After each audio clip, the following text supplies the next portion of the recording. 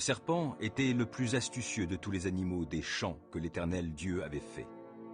Il demanda à la femme, « Vraiment, Dieu vous a dit, vous n'avez pas le droit de manger du fruit de tous les arbres du jardin ?» La femme répondit au serpent, « Nous mangeons des fruits des arbres du jardin, mais celui qui est au milieu du jardin, Dieu a dit de ne pas manger de son fruit et de ne pas y toucher, sinon nous mourrons. » Alors le serpent dit à la femme, « Mais pas du tout, vous ne mourrez pas. Seulement Dieu sait bien que le jour où vous en mangerez, vos yeux s'ouvriront et vous serez comme Dieu, décidant vous-même ce qui est bien ou mal. » Alors la femme vit que le fruit de l'arbre était bon à manger, agréable aux yeux, et qu'il était précieux pour ouvrir l'intelligence. Elle prit donc de son fruit et en mangea. Elle en donna aussi à son mari qui était avec elle, et il en mangea. Alors les yeux de tous deux s'ouvrirent, et ils se rendirent compte qu'ils étaient nus.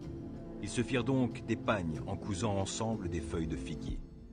Au moment de la brise du soir, ils entendirent la voix de l'Éternel, Dieu, parcourant le jardin. Alors l'homme et sa femme se cachèrent de l'Éternel Dieu parmi les arbres du jardin. Mais l'Éternel Dieu appela l'homme et lui demanda, « Où es-tu » Celui-ci répondit, « J'ai entendu ta voix dans le jardin et j'ai eu peur, car je suis nu. Alors je me suis caché. » Dieu dit, « Qui t'a appris que tu es nu? Aurais-tu mangé du fruit de l'arbre dont je t'avais défendu de manger ?»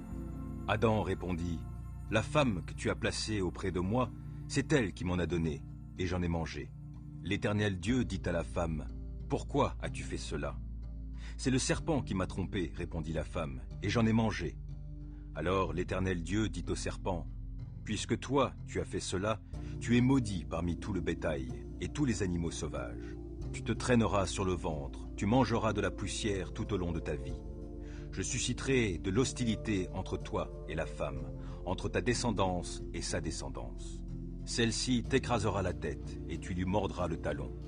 Dieu dit à la femme, « Je rendrai tes grossesses très pénibles, et c'est dans la souffrance que tu mettras au monde tes enfants. Tes attentes seront tournées vers ton mari, mais lui, il te dominera. » Il dit à Adam, « Puisque tu as écouté ta femme et que tu as mangé du fruit de l'arbre dont je t'avais défendu de manger, le sol est maudit à cause de toi.